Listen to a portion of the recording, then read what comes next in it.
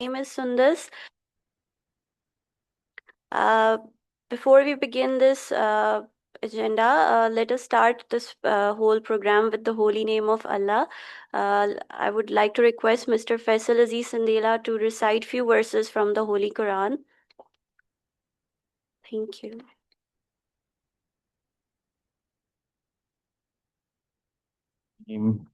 Bismillahirrahmanirrahim. إذا جاء نصر الله والفتح ورأيت الناس يدخلون في دين الله أفواجا فسبح بحمد ربك واستغفره إنه كان توابا. صدق الله العظيم. Jazakallah. Now, I would like to request each one of you to please introduce yourself. So let us have a brief round of introduction. I think we should start with our online members first. So Rishi, let us start with you. Hi, good morning, everybody. Thank you so much for coming together for this program and joining us early in the morning this Friday. My name is Rishi Bhagwati. I work for the One Health Trust as a senior research analyst from Bangalore in India. And I'll just hand it over to my colleagues from One Health Trust as well. Maybe Simran can go next. Well, hello, good morning. Thanks, Rishi. I'm Simran More. I am a research analyst at the One Health Trust, and I work out at the Bangalore office. And I've been a part of, I've been helping out the team with the logistics and the report for GARP-Pakistan. Well, yeah, it's nice to be here. Thank you.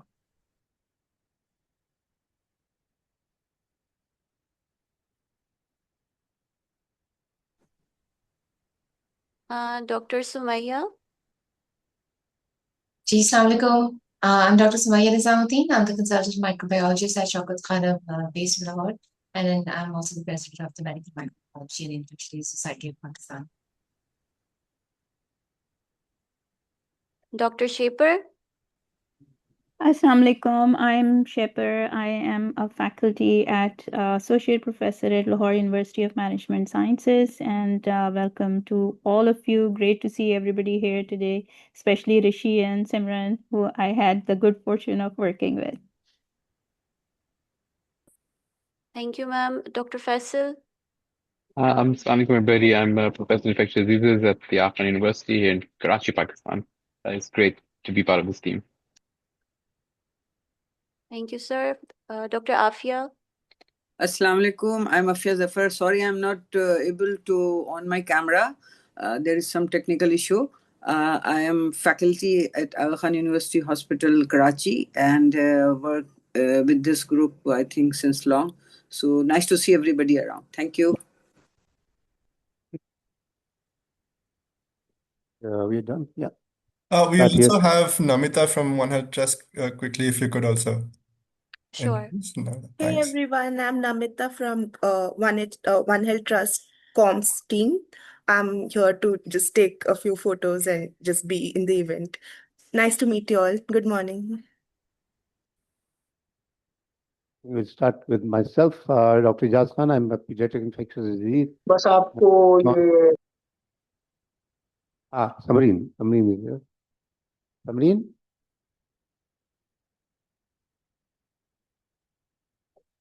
Samreen Sarfraz from Indus. और कोई question? अस्सलाम वालेकुम। Ji, Samreen. Okay.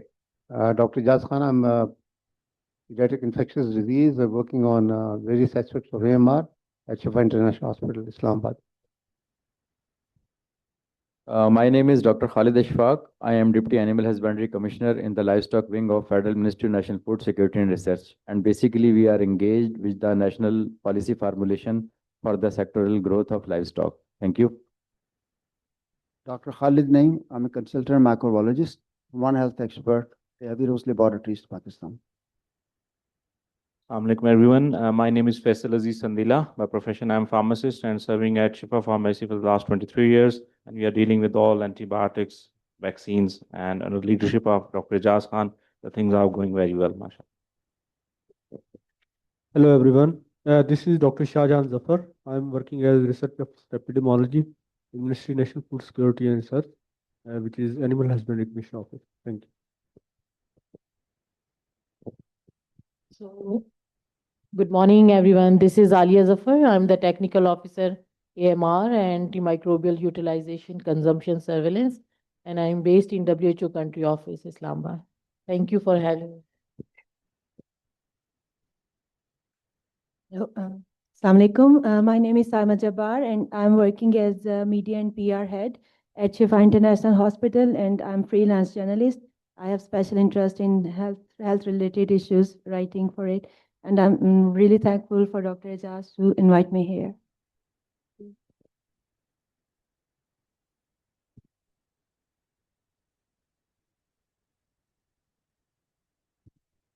Assalamualaikum everyone. This is Arba Ashraf. I'm working as officer in charge AMR Secretariat and senior scientist at National Institute of.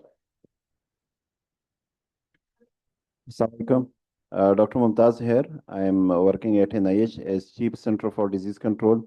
I am National Focal Person for Infection Prevention Control and Chair Technical Working Group AMR. Bismillahirrahmanirrahim. I'm Iqbal Khan, I'm a professor of surgery. Assalamu alaikum ji, and a very good morning. My name is Musawwir Ahmed. I'm the donor coordinator for EPI from WHO, based in the Federal Directorate of Immunization. I look after the EPI policy and resource mobilization. Thank you. Assalamualaikum. My name is Dr. Afrina Shamir, and I'm working as project director in the US CDC project at National Institute of Health, Islamabad. Assalamualaikum everyone. I am Dr. Naseem and I am Associate Professor of Infectious Diseases at PIMS Hospital working with IPC and AMR and vaccines.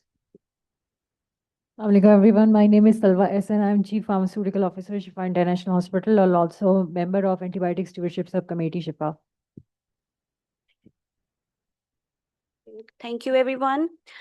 So before we begin forward, we would like to give a brief overview of GARP, as some of you are joining us for the first time.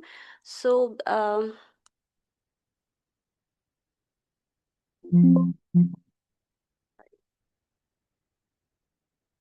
okay, so GARP was launched in 2008, and the aim was to help the lower and middle income countries in developing practical country-driven strategies to address AMR.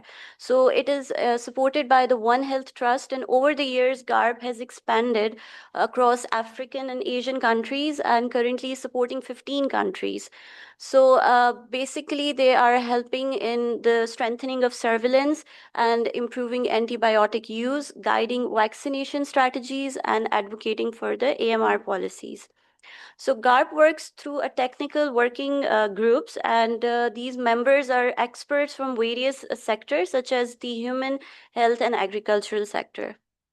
So we have been partnered with GARP since 2016, and the GARP-Pakistan group consists of 15 technical working group members, and they have provided various outputs such as this report that was presented in the MMIDSP.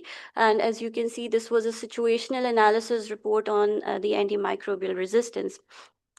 So currently, these are the members. So one of the research areas of the One Health Trust is vaccines and immunization. As we know that vaccines are the most simple tool in the prevention of AMR. So the One Health Trust views vaccination as a vital tool for reducing AMR. So once again, the GARP group was reactivated to promote this cause. And the first kickoff meeting was held on 16th March 2023. And since then, this group has been working tirelessly along with the One Health Trust team to promote vaccination and to provide country-level evidence. Sorry, Sundar, the slides are not moving on. yeah. Can you please bring it in presentation mode? Sure, I can reshare.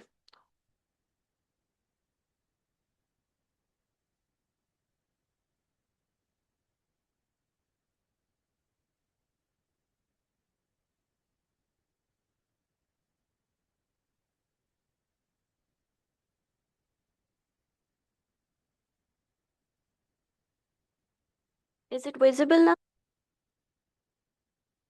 Yes. Yes, thank you. Thanks. Okay. Okay, so there were several objectives of this project, and the first one was generating country level evidence on the AMR and how we can prevent these vaccine preventable diseases through promotion of vaccination. And from generating this evidence to drafting a policy and to engaging the public for to generating awareness among the masses. So these objectives have so far been met, and sorry.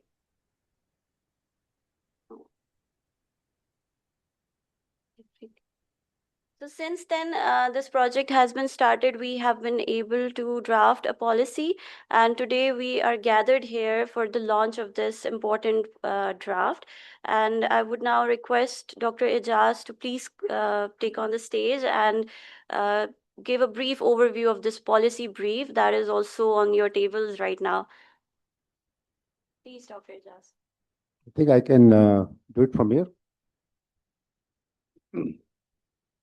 So I again welcome everyone for being here. A lot of stakeholders are on here today, and I think I really appreciate the precious time that you've taken out. So this basically policy is for advocacy about vaccination, especially addressing AMR issues in Pakistan. So I'll just go through the brief points of the policy brief. Next. So we know in that Pakistan has, let's go back to the previous slide. Yeah. So the burden of infectious disease is very high in Pakistan. If you look at the overall burden of AMR is related to respiratory infection, TB, enteric infections. These are almost all of them are preventable. Dr. Ijaz, very sorry to interrupt. The slides are again not changing for the online participants. If someone could check, please. Can you check?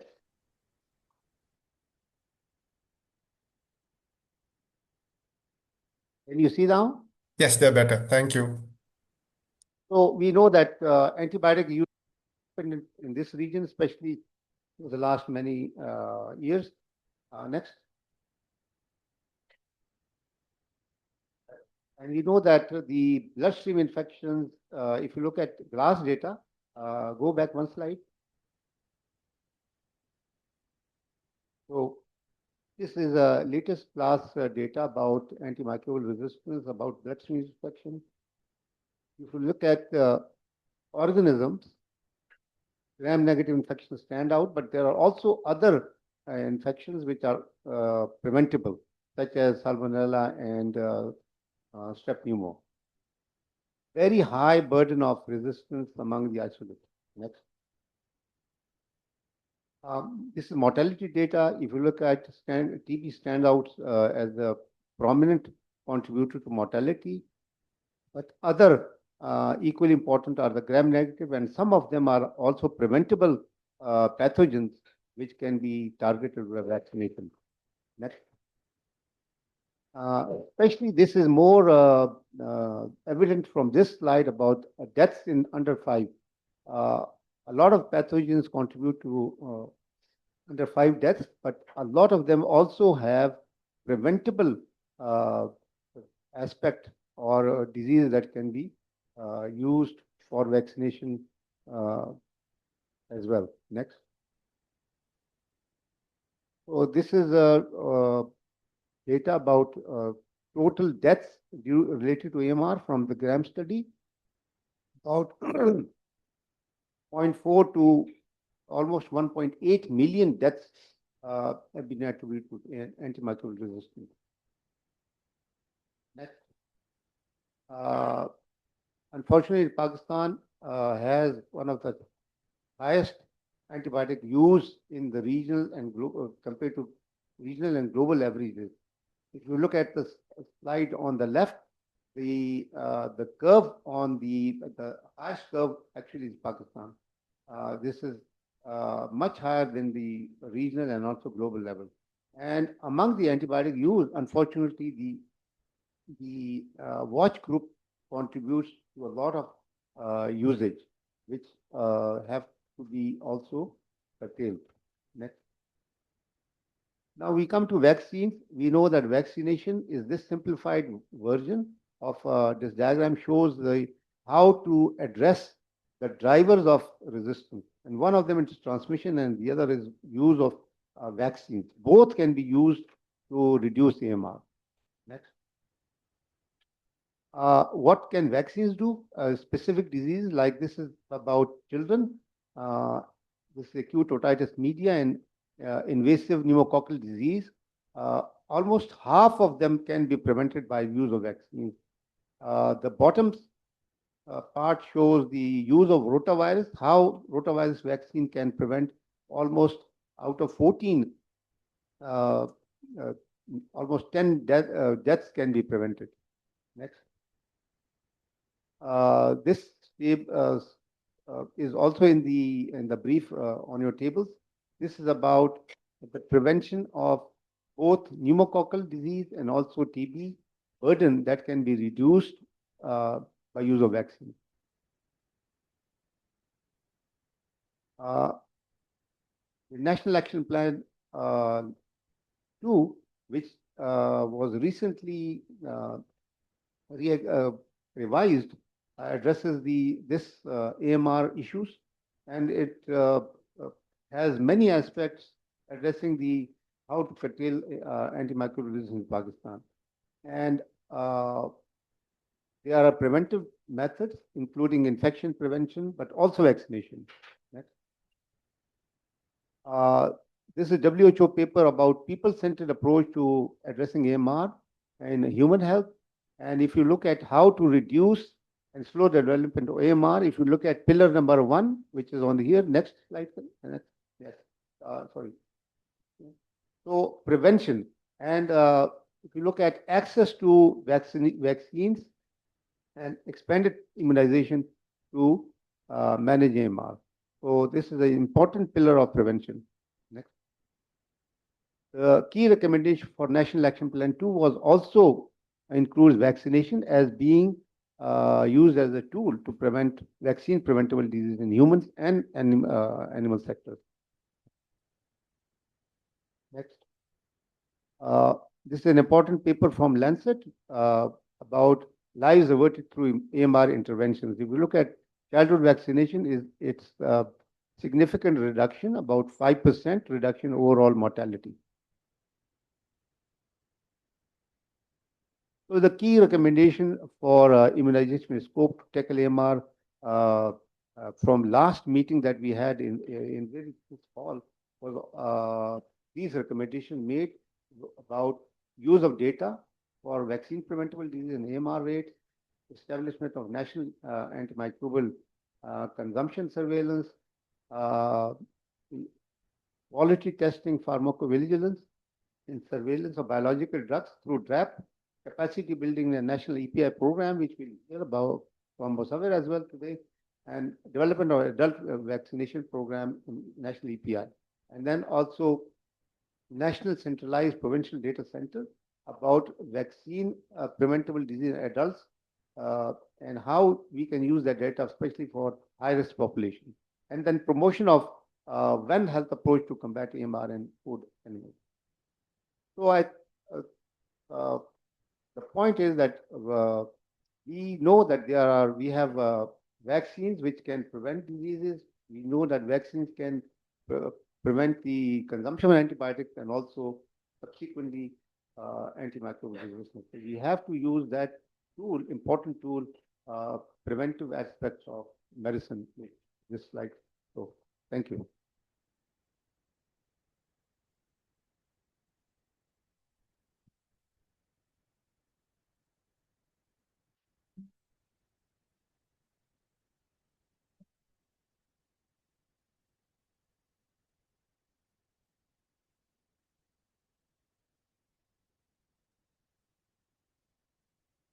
Thank you very much, sir. Next, we have Ms. Salwa's presentation. Ma'am.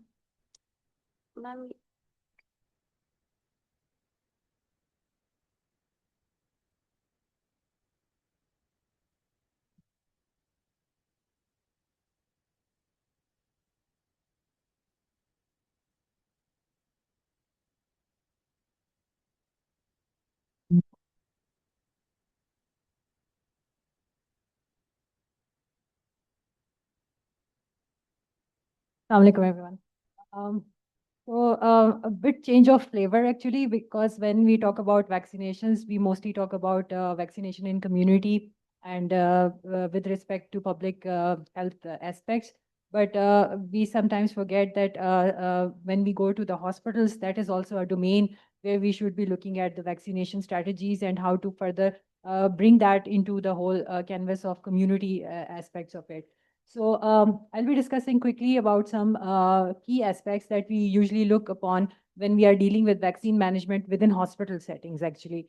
So just like Dr. Ijaz have mentioned, and you have probably witnessed in these slides as well, that prevention is obviously better than cure. And when we talk about prevention, we talk about clean water because there are so many waterborne diseases.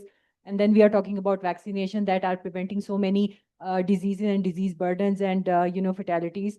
So obviously, that's why probably WHO has given the statement that two public health interventions that have really had greatest impact on the world's health are clean water and vaccines. So we cannot undermine the power of these two important aspects, and especially with regards to prevention. So I'll be quickly discussing today how, because this would be a kind of a refresher, because you already know what are the basics in storage and cold chain management, but there are certain aspects that we are critically looking into once we are dealing with the vaccines bulk storage at the hospital sites or other locations or the warehouses. Some safe handling and administration protocols that we take care within hospitals, inventory management, and minimizing the wastage Lights are of. not moving. Sorry, that's happening again. Just a minute, we are just fixing it. Thank you. And how we are collaborating with regulators in industry, especially with regards to shortages of vaccines, because that is another dilemma that we are facing. And the missed opportunities for vaccinations when the people are admitted within hospitals.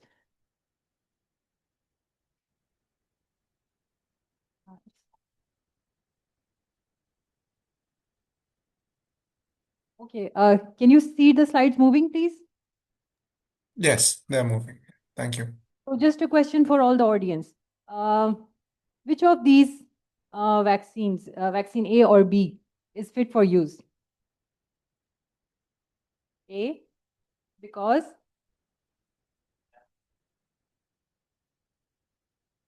the vaccine while monitor, the VVM is indicating that this is in the to be used or fit for use range, while this has darkened, so that is why it's not fit for use. So that's a visual indicator that we all see routinely.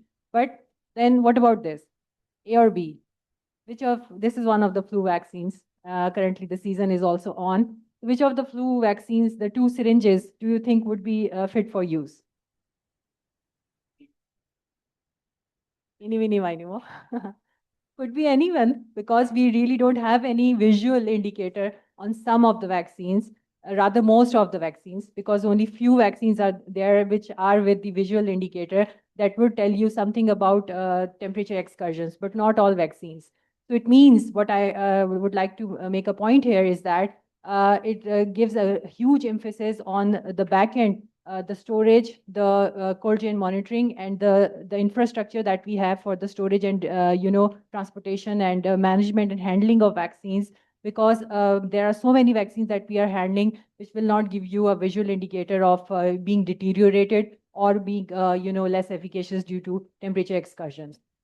So we all should also be, this is again a reminder, we should also be knowing that not all vaccines are the same and all vaccines have their different behaviors. For example, oral polio vaccine is very sensitive to heat and may lose almost 100% of its potency within 21 days of exposure to the room temperature. But it is very resilient as far as the freezing is there, and you can always freeze it and thaw it and use it, but you cannot expose it to the room temperature for long. But on the other hand, hepatitis B vaccine has been very resilient in room temperature and tropical temperatures and can be used up to a month if they are taken out of the refrigerator, but they cannot withstand being frozen. If they are frozen, they are deactivated and they are no more fit for use. So every vaccine has a unique feature.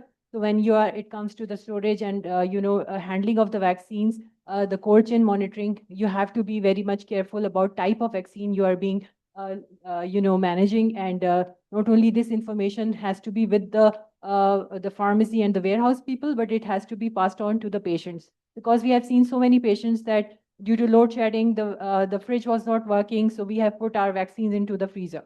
So that got frozen, and should we be using them or not? So these kind of questions are usually coming to us. So we are not only have to have our concepts clear, but we have to inform our patients and public at large how to handle the vaccinations. Okay, so we all know that it has to be at 2 to 8 degrees centigrade. And for that, that all starts from the cold chain transport. At hospitals, when we receive the bulk of vaccines, we usually check the trail, how the vaccines are being shipped, actually. And the whole shipment cycle from the actual originator or from the manufacturer or distributor side till the pharmacy warehouse. And with the help of data loggers and other cold chain reports, we make sure that there is no breach of cold chain within that transport period. And then the correct storage, because I've seen many hospitals that are using non-biological refrigerators that are not fit for vaccine storage. And obviously, they may not be maintaining properly 2 to 8 degrees centigrade. Most of these refrigerators are mostly used for the, storage of the beverages and other things, but not for medicines, actually. So we have to make sure that the correct equipment is there. Power backup is another important thing, because most of the times we see different pharmacies and warehouse, even with the distributors, that may not have a power backup in case of power failure, especially at night or at odd hours.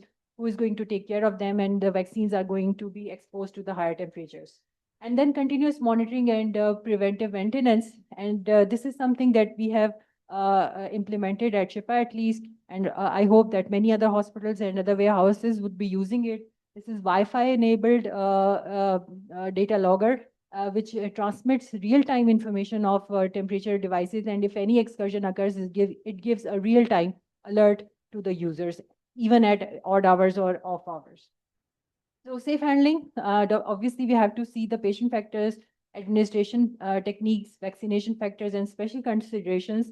Just to give you an example, like in hospitals, we have developed this, standard vaccination prescription form, so that the doses, the routes, the interval between the two doses, the minimum age limit for a particular vaccine or type of vaccine to be used in a certain age group, that needs to be standardized, because there are so many confusions and probably errors. So that's why this really helped us, and we were able to identify all these issues while the vaccinations were being prescribed, like correct vaccine combinations versus single, there are pentavalent, there are hexavalent. So there could be confusions between what has been given previously and what is being now given in form of a combination product. Age limit, gap between two doses, route of administration, food and other allergies, or previous reaction or adverse drug reaction due to vaccination, and uniformity of record. Because most of the patients who are getting vaccination at birth and then at the clinic and maybe during admission or maybe during any other hospital, so that all record has to be centralized, so that you know that this particular patient has received what type of vaccines or what is being missed. And then special populations like transplant candidates, pregnancy and lactations, vaccination during that time period. So special interest groups are there. And now coming to the inventory management. So obviously, most of our emphasis is on the shortages, and we talk about what alternates are available, because I could give you an example of a typhoid vaccine. When commercial vaccines were not available, we were relying on the availability from NIH, and we were providing those vaccinations to our food handlers. These kind of, sourcing out of alternate medications and vaccination has to be continued, so that people get the right vaccine when they are needed. Priority vaccination and post-exposure. I'll just give you an example. So for example, this is the varicella vaccine shortage that happened in 2019 and then 2024 again. So the advisory that we released was including the deferred age groups, which should not be vaccinated on priority, and vaccines should be reserved on these priority patient types. And if God forbid, any exposure still happens because we had a very limited supply of varicella vaccine. So in that case, the immunoglobulins availability and their dosage and everything. So a complete advisory gives an information that a very limited stock has to be used on priority for those patients that are at most risk. These kind of information helps out the clinicians. And obviously, when shortage occurs, we do coordinate with regulators and industry. We report shortage. We have a critical shortage reporting group developed with DRAP, and we report all shortages to them. And that is a good thing that we are now seeing Me Too's or new registrations of vaccines for vaccines which were once only have been a monopoly product. So that is something good happening in terms of availability. And finally, the missed opportunities, because catch-up immunization for admitted patients is equally important, just like we do it for the regular in community purpose. And definitely we have to offer the vaccine and document it so that a centralized record is there. So just to summarize, we all know that vaccines are costly and critical commodities and cannot be left so that they get wasted, or there is a lack of efficacy because of mishandling. And definitely, the goal is to preserve the efficacy, ensure the access to the patients who actually need it, proactively track the patient in need, like the missed opportunities, and advocate, educate, and reinforce that we are currently doing in this meeting as well. Thank you very much.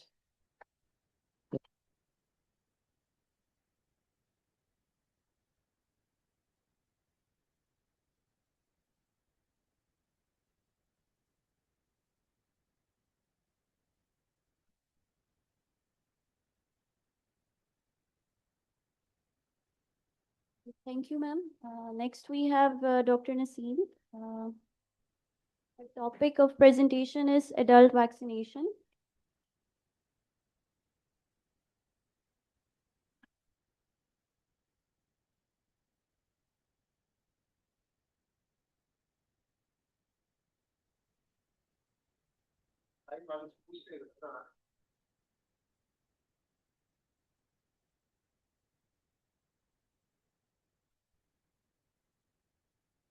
Good morning, everyone. I will be just highlighting some of the issues and challenges associated with adult vaccination and coverage in Pakistan.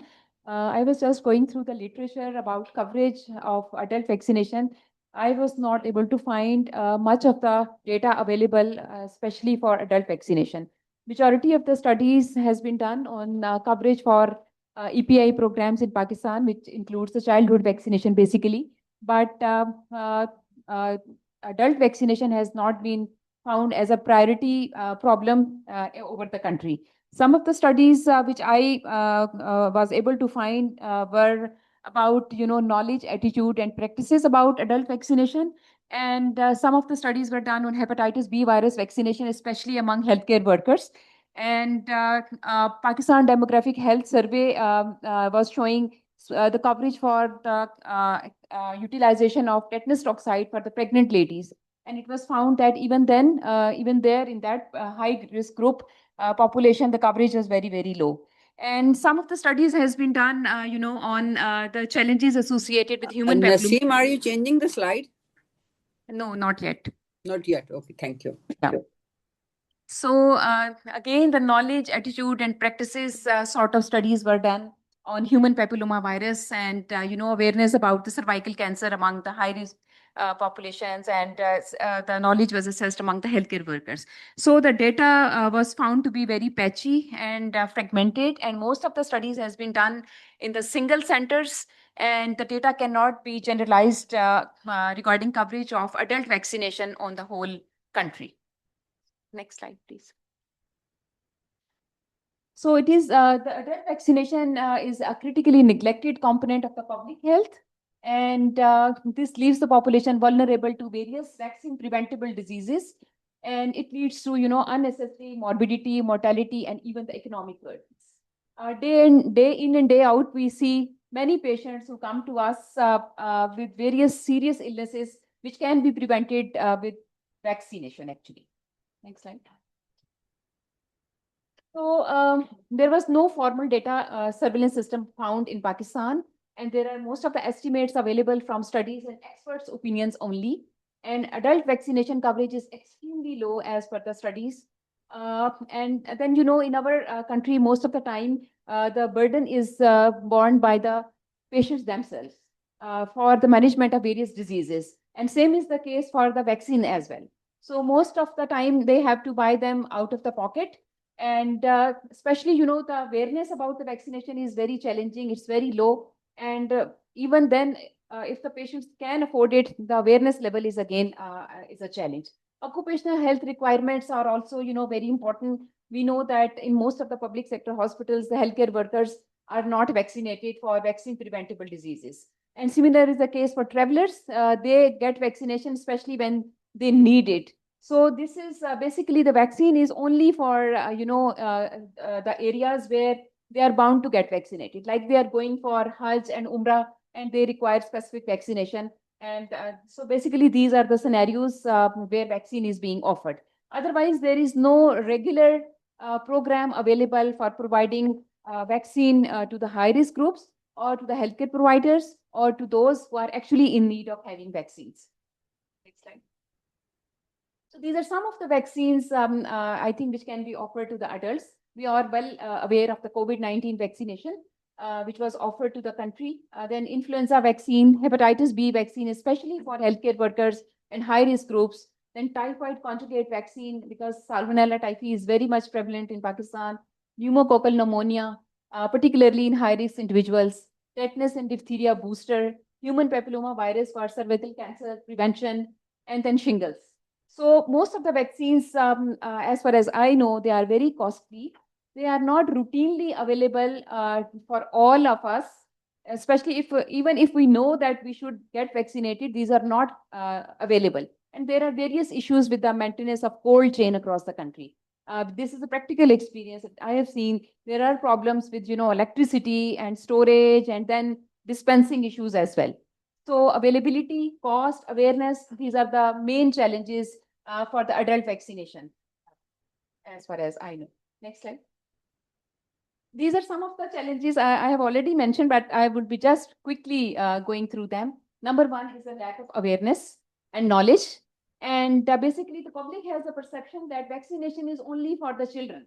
This should not be offered to the adults. So this is the major point of concerns.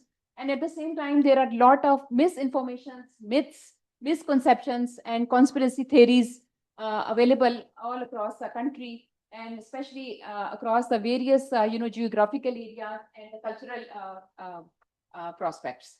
Then lack of physician recommendation. Most of the physicians, particularly general practitioners, they do not know that which vaccines should be offered to which group of patients and how important they are.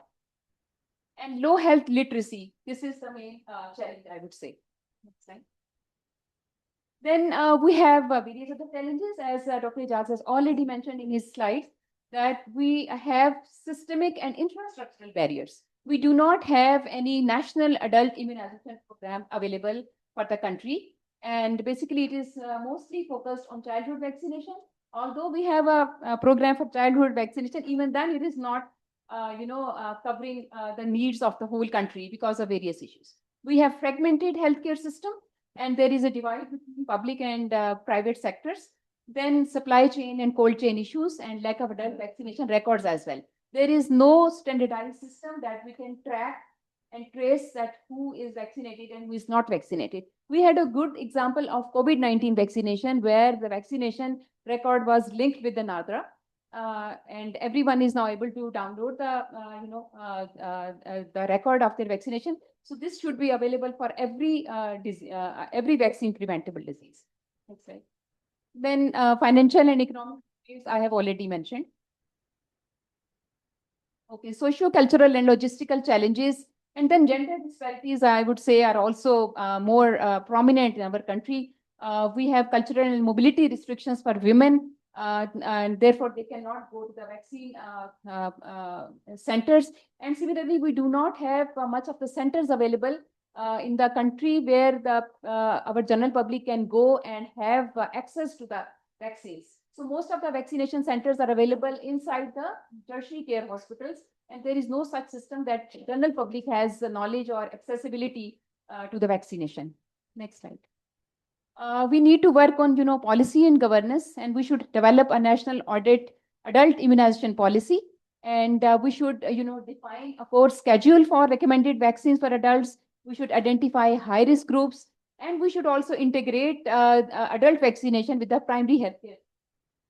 Next. And adult vaccination should also be included in the EPI, and we should also establish a national immunization program for, data maintenance, and create a digital lifelong immunization record for every citizen to track vaccination from childhood to adulthood. This is the main thing which I find that it's very, very important. Most of our students, they go abroad and they come to us and they say that we need a immunization record. And unfortunately, we do not keep our even childhood vaccination cards with us. And we have to, determine what is the antibody level for various vaccine preventable diseases, and then we have to fill the form. So we do not have a proper registry available for our patients or citizens. Financing and sustainability, government should have some resource mobilization and should allocate a dedicated budget for procuring and delivering adult vaccines in addition to, childhood vaccination. Then public-private partnerships are very important. There should be some insurance mechanism as we had, say, solar program or anything else, which can be a feasible, solution for this vaccination coverage. And next slide. Then again, primary healthcare centers should be part of routine checkups. We should be, strengthening our service delivery. And then we should screen and vaccinate eligible adults visiting for other ailments. And we should offer tetanus and diphtheria and influenza vaccine to the pregnant women. And then we should also be offering workplace vaccinations to the healthcare workers and pharmacies, as vaccination centers can be, utilized and legally authorized and trained pharmacists to administer certain vaccines which will greatly improve the accessibility. Next slide. Then communication and awareness is very, very important. It includes national awareness campaigns.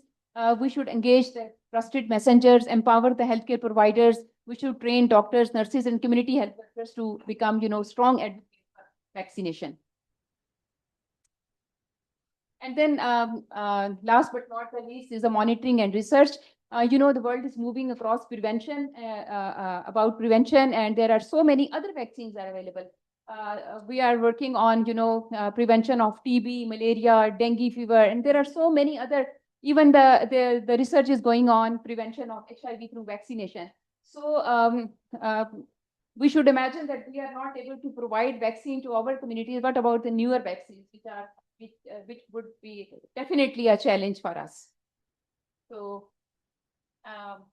I think we can have a phased national policy for adult immunization in Pakistan subsequently, and we can work on this. And the points which I have highlighted are very, very important, and these can be helpful for the policymakers to work on it and provide enhanced coverage not only for childhood vaccination but also for the adult vaccination. Thank you.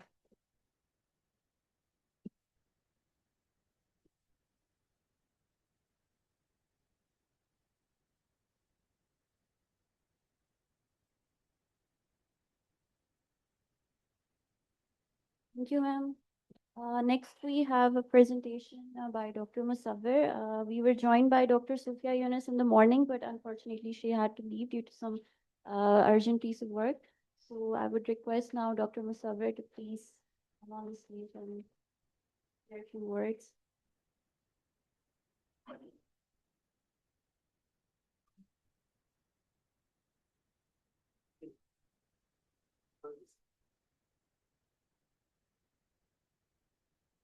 Thank you, Ji, and a very good morning again. I've been told that I've got only 5 minutes, so I'll be very quick. So can I have the slides, please? I'll be just briefly telling you all about the EPA program in Pakistan, how this program has been expanded, and a very small relation between the EPA and the AMR, specifically in the context of TCV. We know that this relation exists in Rota and PCV and other vaccines also, but TCV has been specifically focused. I think they're getting up the slides. Yeah, just give us a minute.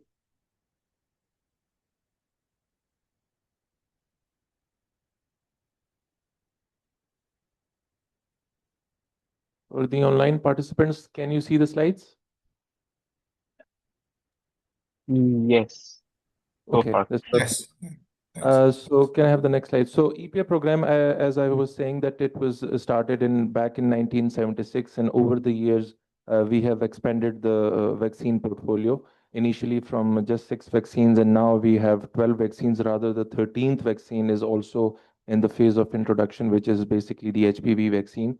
And recently, we have introduced Rota in 2017. TCV again was a phasic introduction back in 2019, only in Sindh, but later on till 2021 and 2022, it was introduced across the country. Then in measles was already introduced, but the rubella component was added in 2021. This was the largest immunization campaign in the world, where around 96 million children from 9 months to 15 years were vaccinated. And then, although this is not showing in the slides, but HPV has been also added, although it is a phasic introduction, and by 2027, HPV will be introduced across the country for 9 to 14 years of young girls. Next slide. So this is as of now, the current immunization schedule for routine immunization, starting obviously for the three vaccines, the BCG, BOPV, and hepatitis birth dose at the child of birth, and then up to 15 months, which is basically measles and rubella, the second dose. So primarily, as far as the age is concerned, yes, I very much agree with my colleague that EPA program is primarily a child vaccination program, where we cater children for up to 2 years of age. But now with the introduction of, yes, we had an experience of COVID, but that was an emergency. But HPV could be considered that slowly and gradually we are starting from childhood vaccination to then adult and life course immunization. Can I have the next slide, please?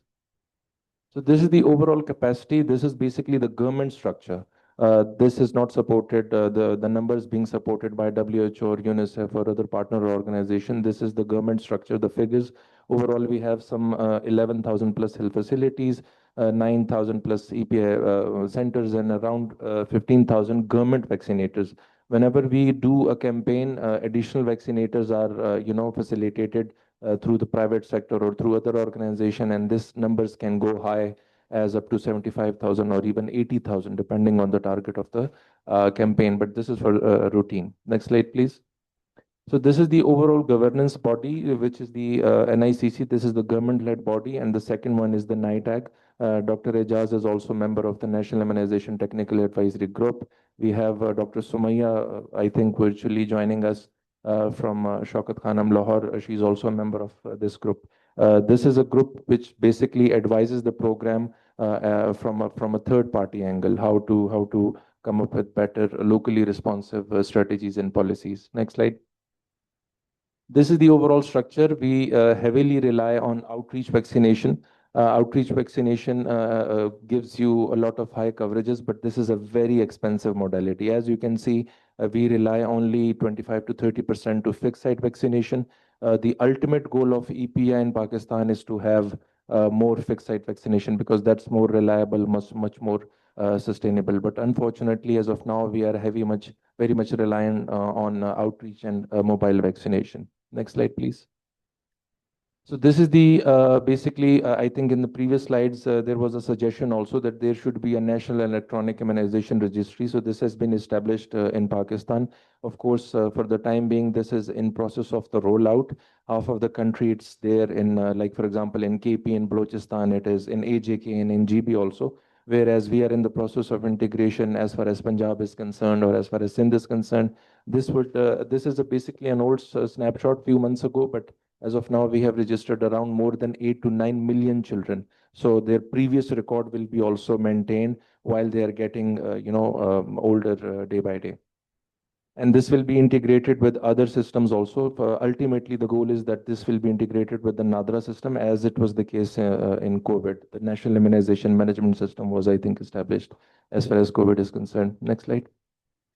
So this is the overall coverage over the passage of time. As per the third-party survey, we have improved the fully immunized coverage from 66 back in 2018 to 77 in 2022. Recently, there hasn't been any third-party survey, but now a third-party survey is being conducted, and probably by Q1 next year, the results will be out, which will be, I think, for 2026. So I think we are expecting around 4 to 5% further increase as far as the full immunization coverage is concerned, which by EPA policy means a child who has received all of the vaccine doses till MR1, till the 9 months of age, all of the vaccines have been received. So then the child can be considered as a fully immunized child. But there you go, you can see a lot of disparity, from AJK in Punjab. You can see them in the 90s, but the former FATA region and the Balochistan region, we still have,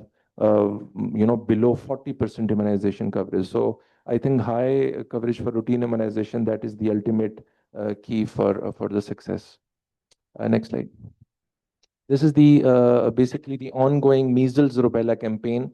The last one we had was in 2021. This is the one we are currently having. We are very much in the middle of this campaign, and as of now, we have achieved around 94 to 93% coverage. So the ultimate aim is to achieve 95% coverage. So by tomorrow exactly, so today is 28th. So by tomorrow we will be concluding the campaign. The overall target is around 34 to 35 million children from 6 months to 5 years. Usually the target age group that we focus is 9 months, but for this campaign, since a lot of cases were coming from below 9 years also, so this time around we targeted 6 months. Next slide. So this is basically the introduction of TCV vaccine in Pakistan from 2019 to 2022. This is an old photo where you can see the healthcare workers carrying the TCV vaccine in Sindh back in November 2029. We know that routine immunization is very important as far as AMR is concerned, as it prevents drug-resistant typhoid infections, and fewer XDR cases would mean fewer prescriptions, and then ultimately it would reduce the resistance also. Back in 2019, we had a very extensive collaboration with the TIVAC, which is the Typhoid Vaccine Acceleration Consortium. This study showed that the single dose of TCV could reduce the prescription by large margin, and that a single dose of TCV, which is given in a routine at 9 months of age, can lead to a 48 to 66% drop as far as the typhoid incidence is concerned immediately after the couple of years of vaccination. And of course, it creates a shield also, because normally if the antibiotics are not in use, so where they are actually needed, they are really, really effective. Next slide. This is the overall multiple steps that we can go for. Obviously, the very first one is to have a very high coverage, not just for TCV, but overall routine immunization, specifically for Rota. For TCV coverages, we are really struggling because, the admin coverages are really high, but we know that, to be brutally honest, the coverages are not very reliable as far as the admin coverage is concerned. So we have to rely on third-party coverages, and that really shows around 50 to 60%, especially in Sindh and these areas, because TCVs, we know that it's a waterborne disease. So in urban settings like, Karachi and Lahore and these mega cities, we have high incidence rates. So we have to improve the coverage overall. With periodic catch-up campaigns, it looks really good on paper, but to be honest with you, it's a very expensive thing in terms of resources. Adult vaccination is very much recommended, but of course, Gavi, Pakistan is a Gavi eligible country, and we are very much relying on Gavi, the Vaccines Alliance also. And overall, just to share with you all that the overall envelope for the next 5 years, as far as the current vaccines are concerned, is around $1.6 billion. So if you add more vaccines like HPV, like still we are dealing with pentavalent, and if you want to shift to hexavalent and we add more vaccines for adult vaccination also, the envelope can go extensively higher. So I think this cost includes the polio vaccines campaigns also. So we also have to think that how much we need to be very rational about the frequency of these polio campaigns also. And then I think we are very much eager to have more such integrations between routine immunization program, EPI, and such associations like GARP to have such kind of policy. But I think as it was discussed with Dr. Ijaz also, that the National Action Plan, we want to have a very good EPI chapter on that, so that it is fully aligned with the National Immunization Policy, and they talk to each other hand in hand. Thank you.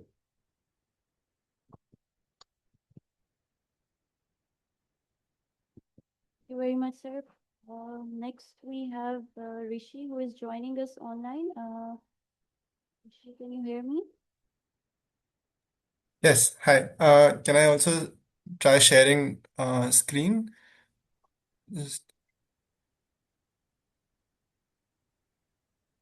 can you see the Yes, we can see the screen. sorry, I can't hear you. Yes, we can see. We can Okay. And see it, but I'm not sure if these are the slides. Okay, now we is it can see it. is it moving?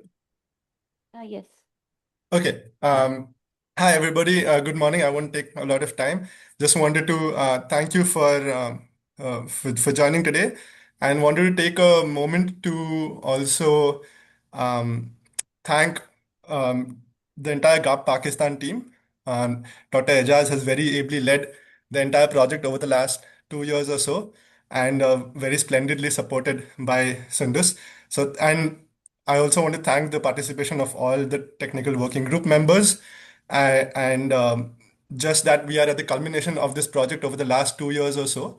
And I think it has really yielded fruit of all everyone's efforts and contribution and participation.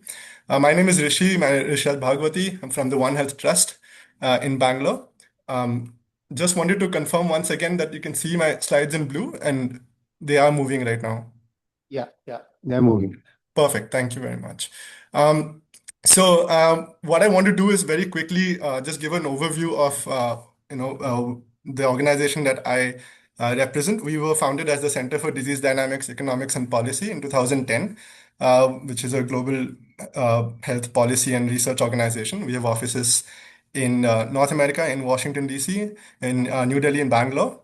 And we have researchers in Africa, North America, and Asia. Now, for more than a decade, we have been called, so recently we've been called the One Health Trust. And for more than a decade now, we've been conducting research in several global health challenges, including COVID-19, AMR, hospital infections, tuberculosis, pandemic preparedness, and so on. And of relevance today for the group that is assembled here, we are a WHO collaborating center on AMR. Very quickly, I know Sundar has already given an overview of GARP and what it has done. Just wanted to inform that this has been one of the first projects that we had actually undertaken at the One Health Trust. Since 2008, now GARP has been playing a critical role in advancing country-led national strategies and policies to address AMR. In different phases, different countries have joined. Pakistan joined in the third phase. But after the situation analysis reports had come out, the focus of the entire GARP,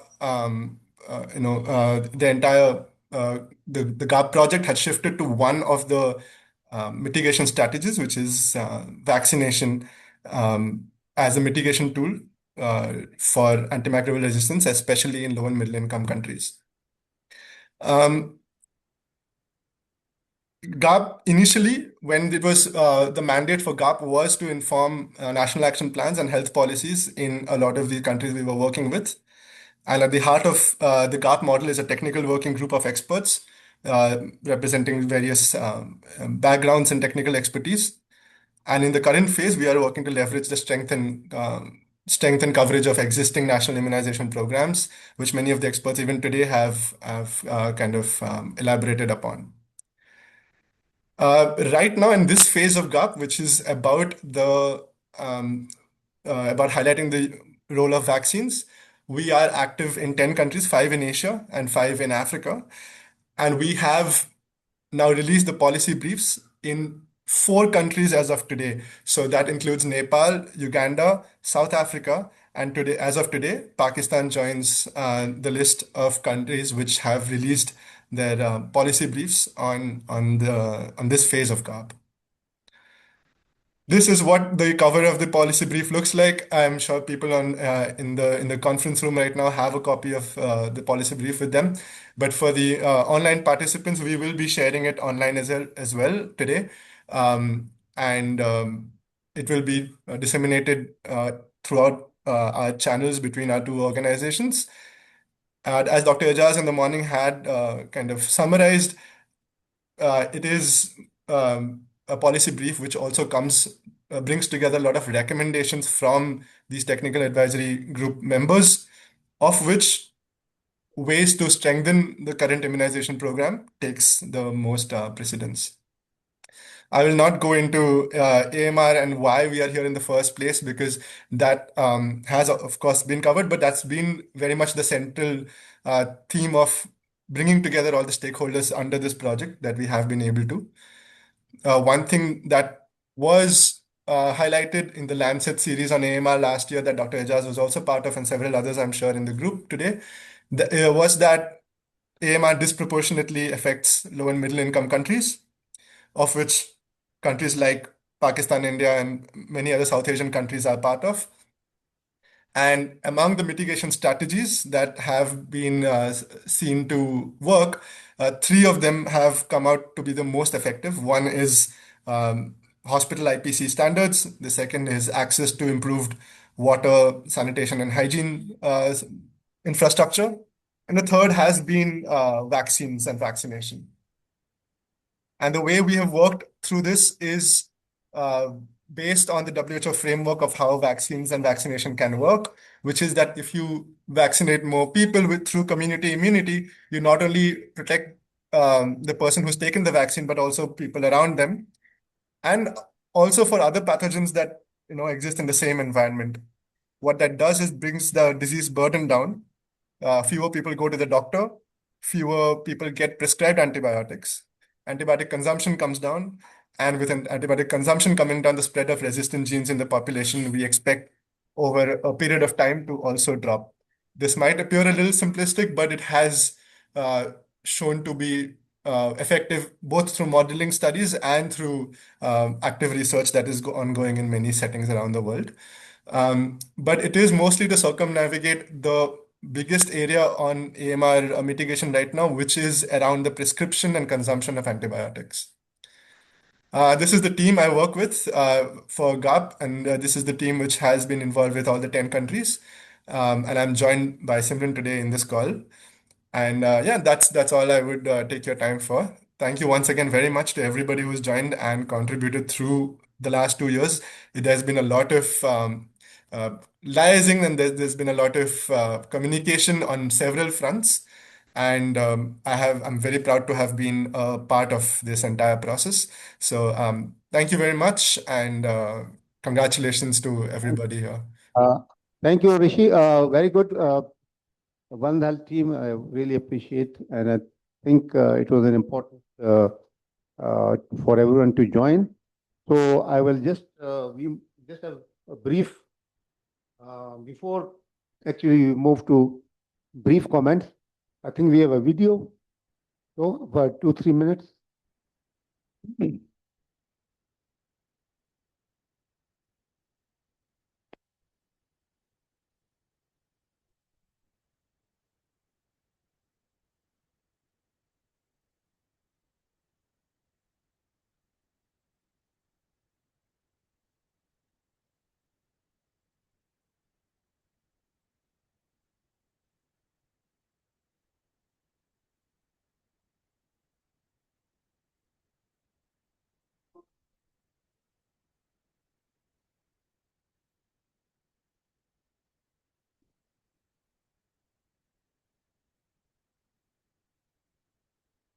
Antimicrobial resistance, or AMR, has become a critical health concern for Pakistan. This is due to a lot of factors, which include widespread use of antibiotics, over-the-counter. The video is not showing, sorry, online. Poor diagnostic capacities. We can't see the video, sorry. Someone is tampering with our system. It's going on. Yes, it's appearing now. Thank you. Thank you.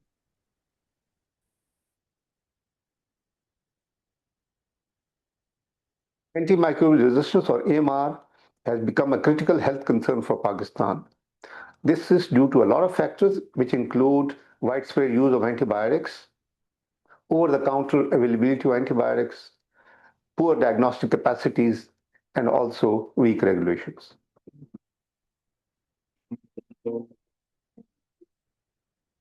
resistant infections threatens the a lot of progress that has been made in terms of survival, especially for cancer patients, surgery patients, and transplant patients.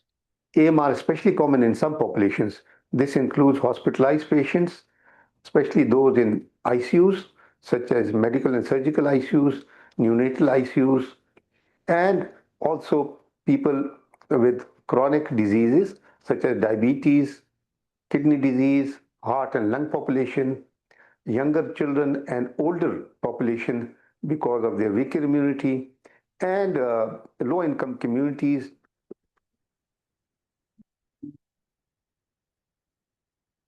Some of the most effective strategies for mitigation of AMR in Pakistan include public and professional education, awareness about use of antibiotics.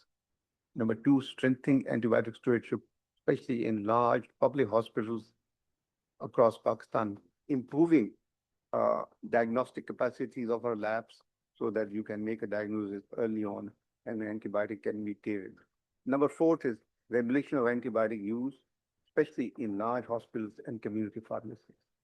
Number five is surveillance and data sharing, especially related to antibiotic use and AMR.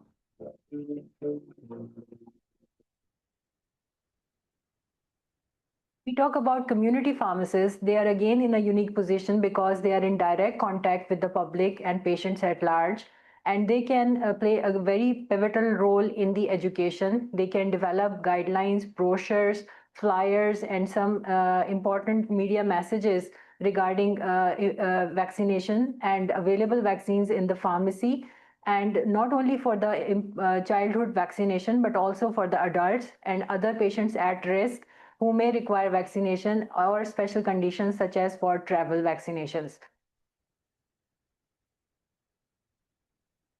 Moreover, they can also identify patients with incomplete vaccination schedules.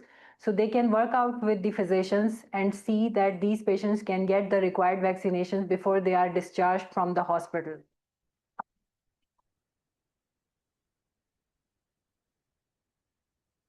Okay, thank you. We'll just have brief comments from our guest. First, Dr. Mumtaz representing NIH, and then Dr. Alia from WHO, and then maybe online members, and then members present here. Dr. Mumtaz.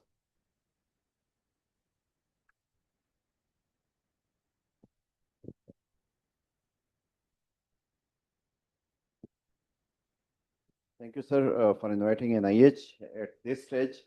I would say at this stage because this is already developed and now dissemination. So government, ministry, and NIH should have been included in the workup and startup as well to have ownership of the government of Pakistan. Anyhow, this is good step, and we should encourage our public, our doctors, our pharmacists, and each and everyone to promote this important aspect of AMR prevention, which is vaccine. And definitely adult vaccination is very important. And we don't have, as Dr. Naseem said, that we don't have proper record of adult vaccination in the country. So it should be there, and we will go through the document and we'll definitely incorporate this in our AMR drive. Thank you.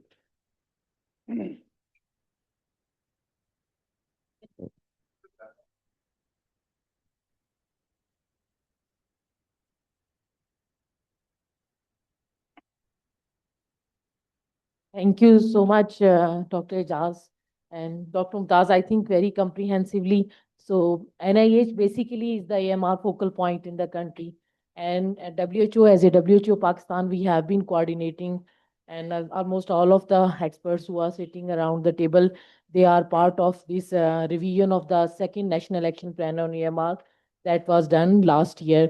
So I think there is a very good component of the immunization and vaccination, and that has completely translated as per WHO guidance now, how the, and truly realizing that the preventive efforts are more low hanging fruits which can be channelized in Pakistan through the strength of the EPI.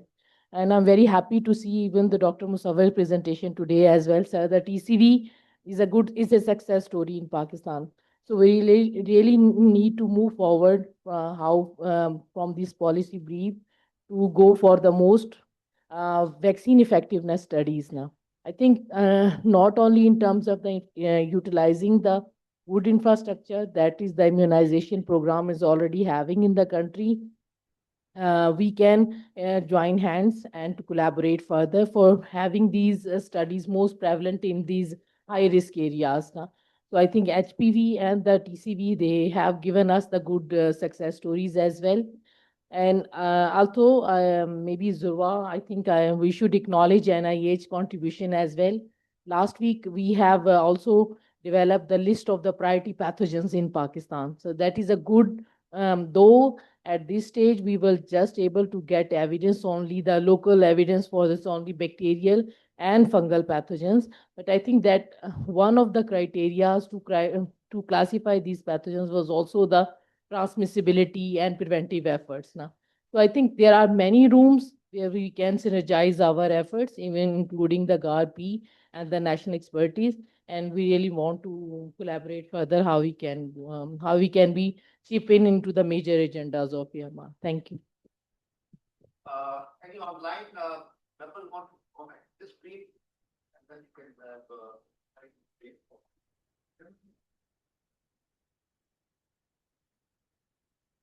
Pastor Afia, online people want to comment? Any brief comment? Shifa, Pastor Alia, Afia, sorry. Thank you very much, Ijaz, for the invitation, and I'm very happy that we are moving in right direction. But the only thing is that though it's a vaccination and immunization program for all over the country, so I am hoping that in next few years we will see better coverage among children as well as an adult, because we are very depressed in Karachi that very regularly we do see diphtheria, which we never saw in our earlier career years. It's only last 3 or 4 years we do see. So I'm not sure whether the Sindh government or the federal, they are looking into it, but just hoping that we will not see this totally preventable disease in our community, especially in Karachi and Sindh. Thank you so much. Thank you. Dr. Shifa? Ji, Dr. Ijaz, thank you so much, first of all, for organizing this and putting together this wonderful report. I just have a few comments to make. So, in your data, you showed that IPC and WASH actually prevented more deaths as compared to the immunization. So, I think some efforts should be done to nationalize these two activities also, especially in suburban areas and in urban slums, because in urban slums, like you see DHA phase 5, and then right behind DHA phase 5 there is a huge urban slum. We don't know whether kids are immunized or not, but even if they are not immunized, but we incorporate some WASH and IPC activities in those, at least it's going to bring the burden of infection down, which will reduce the burden of AMR by default. The other thing I was wondering was, one of the esteemed WHO colleagues actually made a point about the envelope. So if we include adult vaccination, it is going to fatten the envelope a little bit more. So I think that for polio campaigns also, now that we have evidence coming up, maybe we should do targeted interventions, and which will try to reduce, one, the burdens, or try to target the burdens in, not the burden, but the barriers in vaccination, and then target population that really needs those vaccines. Third, for adult vaccines also, we can target or start with targeting only people who have comorbid conditions. So maybe putting those two things together, we might save on money or save on resources, but still reach out to people who need those vaccines. Then surveillance. I mean, nowhere in these recommendations do you talk about surveillance, because you are vaccinating these kids, but we are not going back to see how big of an effect it's creating after vaccination. So disease surveillance and bacterial surveillance. Like we need to do both surveillance, especially for Streptococcus pneumoniae, which is constantly evolving. So while you see the burden of infection going down by vaccine strains, the non-vaccine strains are continuing to plague the children, and the overall rates of pneumonia are probably not going down. And the non-vaccine strains are way more antimicrobial resistance as compared to the vaccine strains.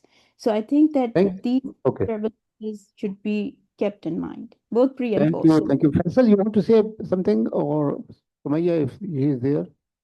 I'm here. I'm here. No, I think everything's been said very nicely, and then thank you again for allowing me to be part of this group. It's been a great activity. For me, my biggest issue is adult vaccines. Sport adults keep getting lost and children get the vaccine. A couple of the other vaccines which I do want to put plug for is obviously RSV, which we didn't mention. And we have to also keep in mind that there is an indirect effect, right? So when you vaccinate for flu, RSV, COVID, or the respiratory viruses, then you would invariably reduce antibiotic use. So it's right. So that's the other thing. But thank you very much. I'm looking forward to the next iteration. Thank you. Thank you. Sumaya, you want to say something? Sumaya. Anyone in the group here? Assalamualaikum, Dr. Jazz. Ji. I'm just having a bad internet connection. It's getting interrupted again and again. So I just want to say that this discussion has already happened at many forums, and I'm glad that all the stakeholders are present over here today. So just hope that at the end of this meeting we would just have some solid outcome that would be implementable and perhaps get some output out of it. So just at the end of the meeting, I hope that we have some solid conclusions that can be carried forward, especially because we have our, Yeah, thank you. I think what we will make a specific report from this meeting and also recommendations how to go forward, actually, especially engaging stakeholders from NIH, especially on people, API, and even WHO and other partners as well. Well, thank you very much, Dr. Jas. It was wonderful to be here. As a One Health component, I think in animal health sector, we are also doing this effort similarly to avoid the use of antibiotics. And in animal population, as you know, at farm level, we love to use vaccines because the antibiotic is not economical to use, especially in poultry and in large farms. So I think the similar kind of efforts are being made in livestock sector. And there are a number of vaccines already available. Especially, I can just share that in poultry, 90% of these antibacterials have been replaced by vaccines. So we continue to cooperate, coordinate, and learn from each other's experience. Thank you very much. Thank you. Anyone else? Dr. Altaf will say a few closing remarks, and then we can join for a group photo here. Then we can have refreshments. Thank you. Dr. Altaf? Thank you, Dr. Ijaz. It was wonderful to attend this meeting. But 2026 is on the horizon and we have to move fast on this platform. So many learned speakers. Thank you, everyone. Thank you, Sundas. Thank you, Rishi. Everyone in this meeting. And that's the easiest part I can play here. Over to you, Ijaz. Thank you very much. Okay. Thank you very much again, everyone. We will keep in touch. I think we will move forward from here, and hopefully we will have a meet again in the next few months, especially with NIH, so that we can move forward. How to go forward? Because they are in the government, they are in the driving seat. They have to make call the shots, and we are here just to play advocacy, awareness, and help you in facilitating your objectives about mitigation in AMR using various tools, including vaccines. Thank you very much. Look, thanks, everyone. Thank you. Everyone, please join us for tea, and the online people can have their own coffee, please. Thank you. Bye-bye. Take care. Take care. Thank you. Thank you.